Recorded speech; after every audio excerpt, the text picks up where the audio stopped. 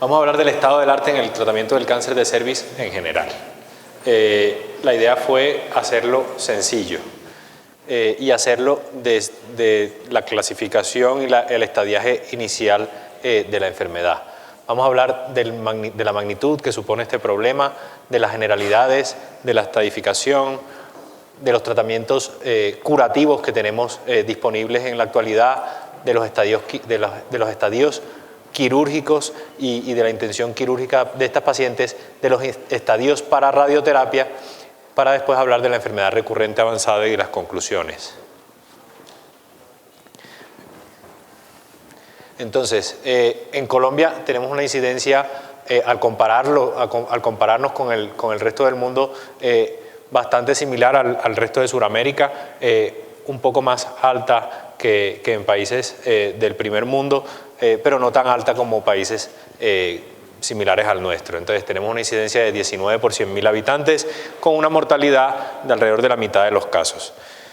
Esto está más o menos acorde con el resto del mundo, con el resto del tercer mundo, y tiene muchas posibilidades de mejorar, sobre todo en cuanto a la incidencia. ¿Qué factores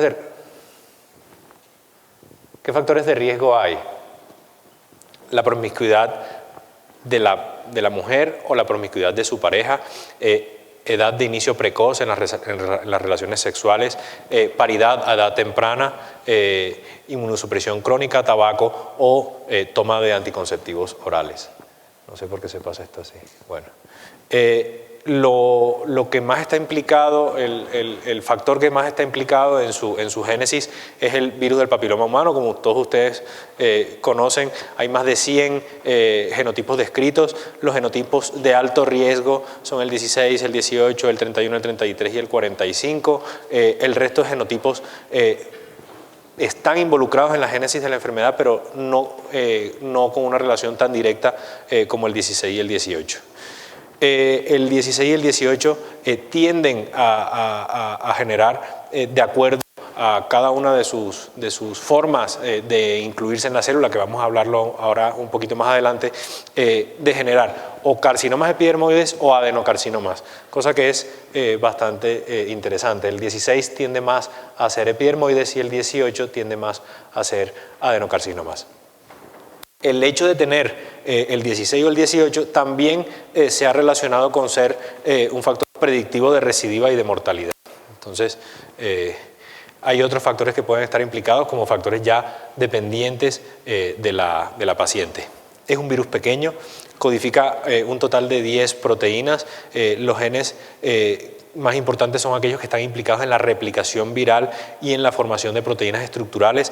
¿Para qué? Para que el virus se pueda meter en las células basales y pueda empezar su replicación desde el inicio del endotelio. Se genera la replicación viral en el epitelio basal, va a modificar la capacidad de diferenciación que tienen esas células y lo que va a generar una hiperplasia epitelial que le conviene al virus para multiplicarse. ¿Okay?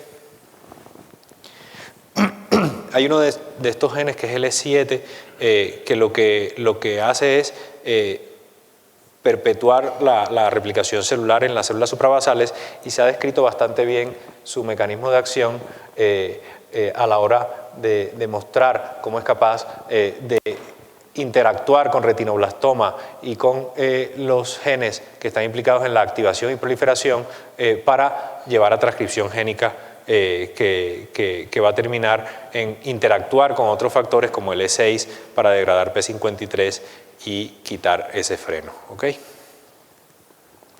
Esto es lo que acabo de decirles en gráficas, que todo es que el virus se va a multiplicar intracelularmente, va generando hiperplasia, crecimiento del epitelio desde la parte basal y multiplicación viral que va infectando más y más células. Bueno, ya habiendo recordado la parte básica del cáncer de cervix, vamos a pasar a la estadificación. La estadificación, en términos generales, básicamente depende de la T, ¿ok? Y cada uno de los estadios de la T se correlaciona con los estadios de FIGO, ¿ok? Y estos estadios de milímetro a milímetro nos van a cambiar la forma en la cual vamos a tratar a esa paciente, porque de milímetro a milímetro cambia las posibilidades de recidiva y cambia las posibilidades de generar metástasis. Entonces, vamos a ir repasándolos y mostrándoles el tratamiento, sobre todo porque no hay mucho tiempo. El estadio 1. El estadio 1 es aquel carcinoma de cervix confinado al útero, pero se subdivide en todos estos. El estadio 1A es aquel carcinoma invasivo que solo se ve en la microscopía, se evidencia una invasión del estroma con una profundidad máxima de 5 milímetros, medido desde la base del epitelio, donde empieza la enfermedad, hasta arriba, y con una diseminación horizontal de máximo 7 milímetros. La afectación vascular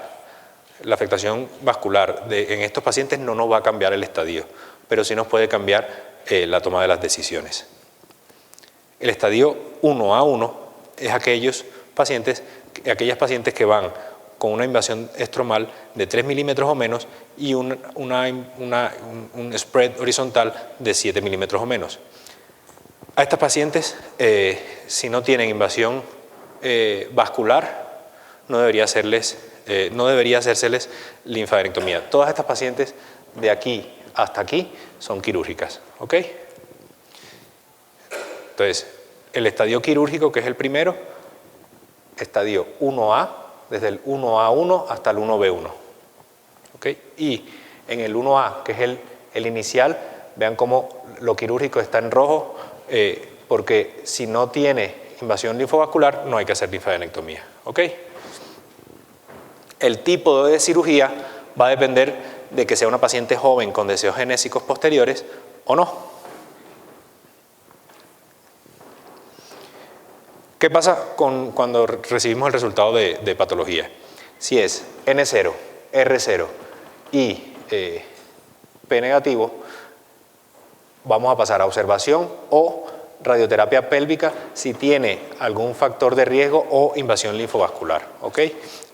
La invasión linfovascular se mide con los criterios de Sedlis que ahorita les voy a mostrar y que nos va a definir si hay necesidad de radioterapia pélvica o no. Si tenemos N1 pélvico o algún margen positivo o P positivo, vamos a ofrecerle a esa paciente radioterapia más quimioterapia basada en platinos con o sin braquiterapia. Aquí el papel de la braquiterapia no es tan importante, ¿ok? Pero sí tiene que ser seguro quimio-radioterapia.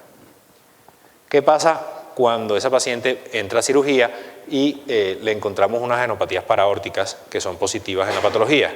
Pues tenemos que verificar que en los estudios de extensión no tenga nada más, y ya la indicación de la radioterapia no es una radioterapia pélvica externa, sino radioterapia de campo extendido con quimio, con o sin braquiterapia, ¿ok?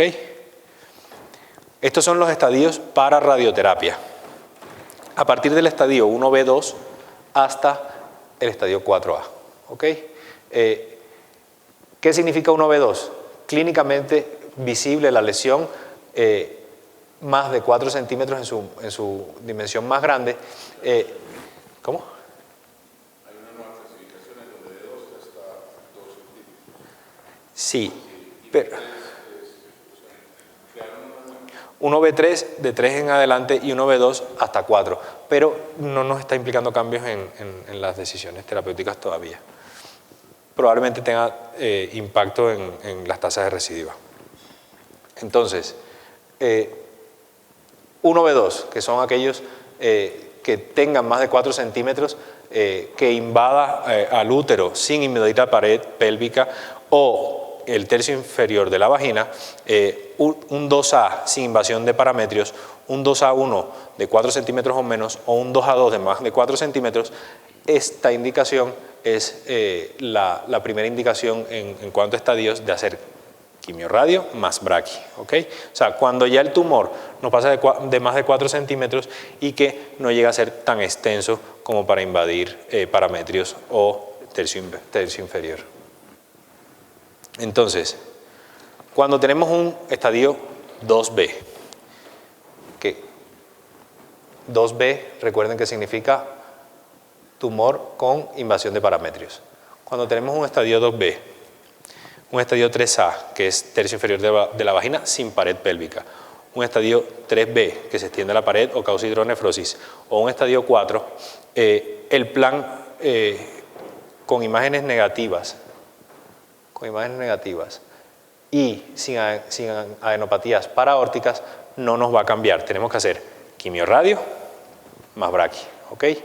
Que muchas veces en estas pacientes sentimos que nos quedamos cortos porque son pacientes totalmente diferentes de las que comentaba anteriormente. Estas pacientes tienen una tasa de recidiva de alrededor del 40% a los 2 años. El plan cambia en cambio de N positivas paraórticas. ¿Por qué cambia? Porque tenemos que hacer, la indicación es radioterapia de campo extendido con quimioterapia seguido de braquiterapia. ¿Okay?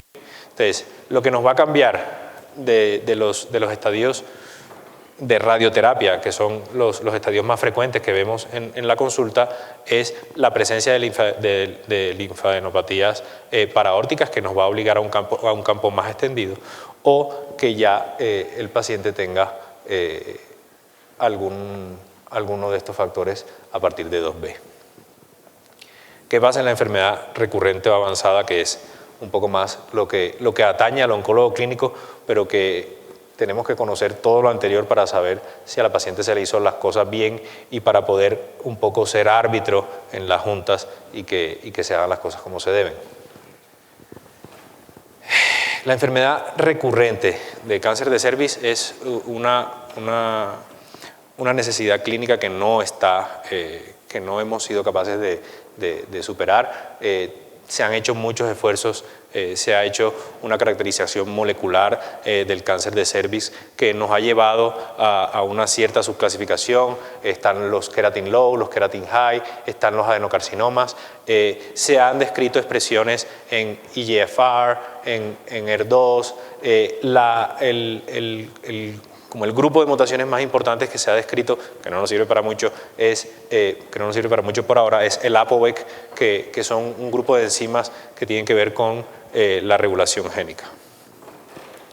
Y la otra cosa que se ha descrito como algunas alteraciones que pueden ser potencialmente tratables, como en la mayoría de la oncología, son las alteraciones a nivel de PI3 quinasa y MAP quinasa o las de TGF, la vía del TGF-beta.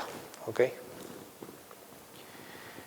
¿Qué pasa con la inmunoterapia? A nivel de estos estudios de secuenciación se ha encontrado expresión de PDL1 alrededor del 8% y de PDL2 de alrededor del 21%, que esto nos ha llevado a diseñar ciertas estrategias terapéuticas como son la antiangiogénesis, la inmunoterapia con checkpoint inhibitors o TILs o vacunas basadas en listeria, anticuerpos conjugados y terapia ER2. Vamos a repasar un poquito por encima.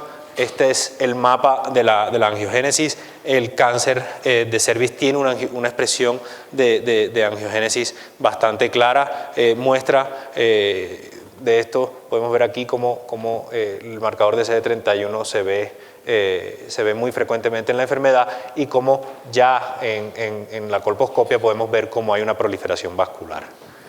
El primer estudio, que fue un fase 2, fue el GOG 227C, que era para cáncer de cervix recurrente.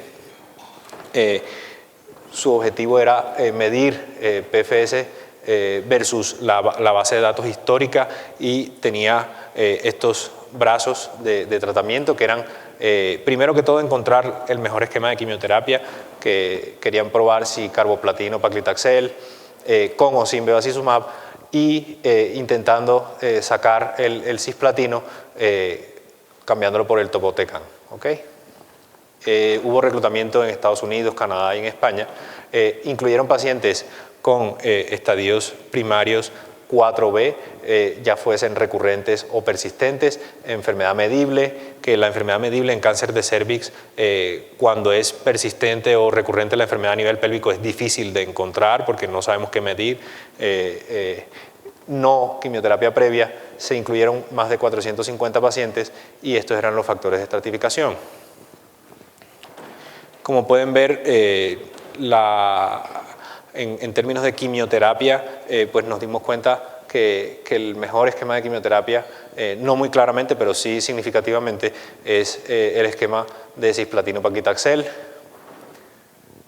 Esto llevó a estas dos publicaciones alrededor de la adición del bevacizumab, que nos mostraba que había un cierto beneficio, lo cual llevó a la generación del GOG 240, que es el estudio que más información nos ha dado en esta enfermedad. Estos son los resultados publicados el año pasado con una supervivencia global madura, 16.8 meses versus 13.3 meses, un hazard ratio de 0.77 en aquellas pacientes que no habían sido previamente irradiadas, probablemente porque no tenían tantos problemas de fístula o porque no tenían problemas de penias a nivel medular, pues se beneficiaban aún más del bevacizumab.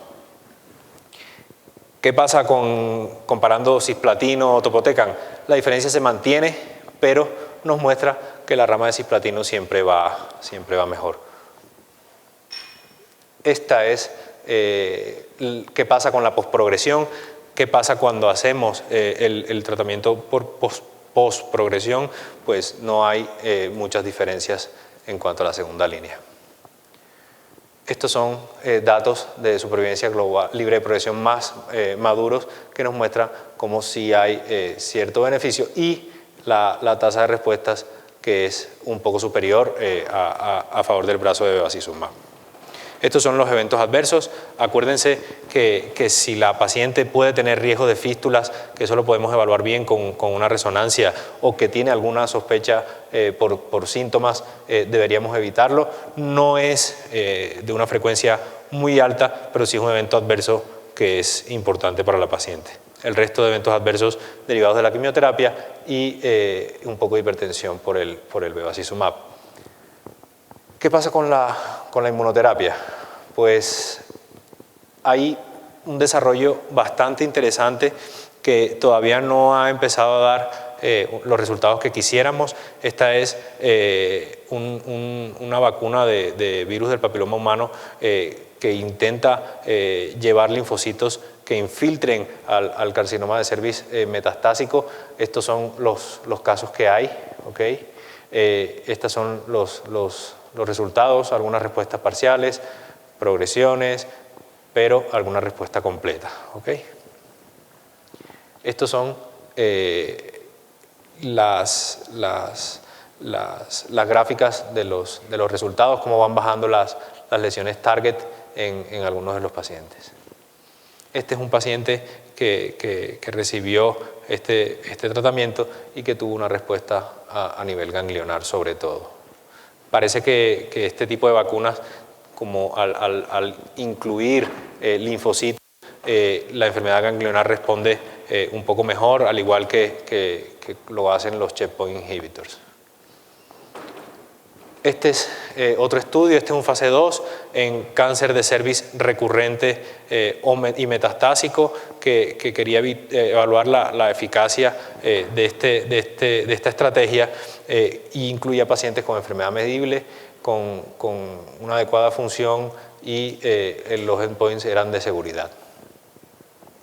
¿Qué pasa con los inhibidores de checkpoint? Que yo creo que el mayor problema de esta enfermedad es la baja expresión de PD1 y PDL1 que se puede ver. Entonces, hay que intentar llevar esos linfocitos y buscar formas mediante las cuales la enfermedad sea capaz de atraer esos linfocitos. Entonces, el virus tiene dos maneras de bloquear y de generar su multiplicación, ya sea disminuyendo la expresión de P16 o aumentándola. Y esto se da más en cáncer de vulva, pero también se da en cáncer de cervix, y esto se da más frecuentemente en cáncer de cervix. Entonces, ¿qué pasa con aquellos pacientes que tienen un microambiente tumoral PD1 positivo con células CD8 positivas ahí en el tumor? Pues que la expresión puede llegar a aumentarse con el uso de estos fármacos, de los inhibidores de checkpoint, pero que eso en cuanto a eficacia clínica ha ido traduciéndose en cierto beneficio clínico que ya llevó a una aprobación por FDA, pero que todavía hace falta ir madurando. Este es el Checkmate 141, que era un fase 3 randomizado, era eficacia, seguridad de nivolumab con la quimioterapia de su escogencia. Eran pacientes pretratadas y la documentación de P16, ¿ok? Estos son los resultados de supervivencia global, 7.5 versus 5.1 meses, un hazard ratio de 0.70. Este es el resultado de supervivencia global por estatus de P16, que teóricamente el P16, las pacientes P16 positivas, al ser tratadas, tienden a atraer más linfocitos, como les decía. Hazard ratio de 0.56, ¿ok? En las negativas, pues es negativo. Este es el Keynote 012, que era una corte de expansión donde se incluyeron pacientes con cáncer de cervix. Estas son las tasas de respuesta. En ese momento la PFS era inmadura aún, y también se han hecho estudios en combinación con ipilimumab, ¿ok? Pocos pacientes, toxicidad, poca respuesta. Este es el Keynote 028, que nos muestra cómo pembrolizumab a 10 miligramos por kilo se hace una evaluación de respuesta en aquellas pacientes que hacen respuesta o estabilidad, van a pasar a 24 meses, y si progresa, pues se suspende el tratamiento. Estas son las características basales de los pacientes realmente jóvenes, como estamos acostumbrados en la consulta, con metástasis a nivel ganglionario y visceral. Estos son los eventos adversos. La verdad es que no hay nada nuevo en cuanto a lo que ya conocemos del pembrolizumab. Tasa de respuestas del 17%, ¿ok? Y este es el gráfico que nos muestra los pacientes respondedores en amarillo y los no respondedores en azul. Esta es la supervivencia libre de progresión y la supervivencia global. Entonces, estos son los datos de inhibidores de checkpoints que se presentaron en resumen en ASCO del 2017, una tasa de respuesta realmente tendiendo a la baja. Yo creo que estos pacientes se pueden enriquecer incluyendo pacientes con el fenotipo 16. Y esto se presentó en ASCO. Keynote 158 es la fase de expansión con más pacientes, incluyó 65 pacientes, obtuvo unas tasas de respuesta del 13% con un 83% de respuestas en PDL1 positivos, solo en positivos del 16%. O sea, la mayoría de los pacientes eran positivos, y en los positivos solo había una tasa de respuesta del 16%. Sin embargo, se obtuvo una tasa de control de enfermedad del 30% y una supervivencia global que la verdad es bastante significativa comparando con lo que teníamos previamente. Hay otros inhibidores de checkpoints que están probándose en cáncer de cervix. Este es el semiplimab, que muestra unas tasas de respuesta similares a lo que les acabo de contar, y estos son los casos anecdóticos de pacientes como hicieron en su mayoría algún tipo de respuesta. Este es un ganglio a nivel supraclavicular que disminuyó de tamaño después de 8 semanas de tratamiento. Este es el mismo fármaco en una paciente con carcinoma escamocelular avanzado. Vean la potencia que tiene el fármaco. Esta paciente tenía virus papiloma positivo, ¿okay? Después hay otros estudios que voy a pasar un poco por encima. La idea es eso, intentar traer las células T, y las estrategias que se están llevando a cabo ahora mismo, pues básicamente son las mismas que se están haciendo en otros tumores, que es combinar los inhibidores de checkpoint con quimioterapia para intentar magnificar las respuestas. Como conclusiones, los antiangiogénicos la antiangiogénesis es la primera intervención target en cáncer de cervix. La inmunoterapia yo creo que es el paso a seguir, pero no es tan fácil como en cáncer de pulmón, por ejemplo. Yo creo que los vectores basados en Listeria, a pesar de la dificultad logística que suponen, han mostrado cierta actividad. Están emergiendo algunos anticuerpos conjugados, no solo en cáncer de cervix, sino en cáncer de vejiga y en cáncer de mama también, y intentar buscar tratamientos personalizados, como por ejemplo terapia anti-ER2. Eso es lo que quería presentarles de cáncer de cervix. Gracias.